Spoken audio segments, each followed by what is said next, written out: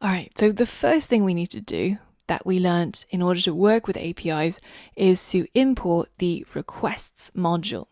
And once we've imported that, we need to get a response from the URL that we saw over here. As I mentioned, the endpoint is everything that's before the question mark. So let's put that in as the URL for our GET request. And then in addition, we need to add some parameters. So let's make our parameters a Python dictionary. And the key must match the key that's shown here, and the value has to match the value that's given here as well. So we've got two keys, amount and type. So these are both going to be strings, but their values can be numbers if it is appropriate. So amount sets the number of questions we want back from the API, and then the type sets the type of questions that we want. So in our case, we want the Boolean data type that matches this exact entry. So that way we get back true, false questions.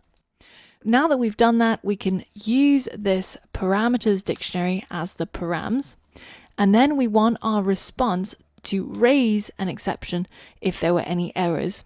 And then we're going to get our response to give us the data using the JSON method.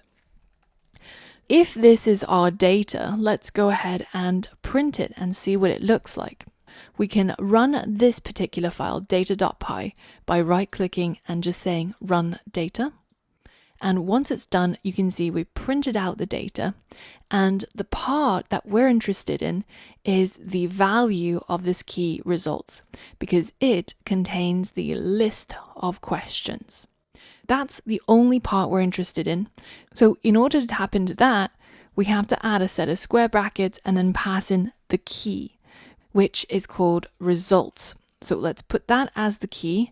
And now we're fetching all of the items that are the results from this data object that we get back.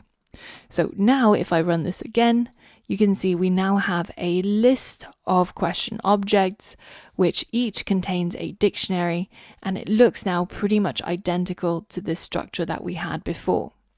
Now, instead of printing this, we can save it as the question data.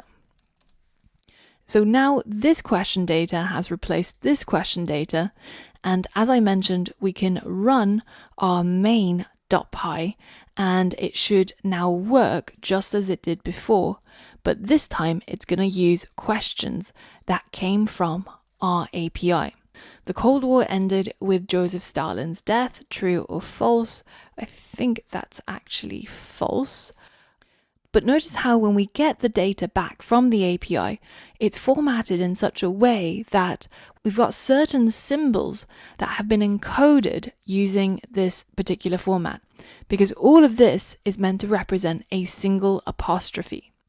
In the next lesson, I'm going to show you how we can format the text that we get back to turn this encoding into the actual characters that it should be.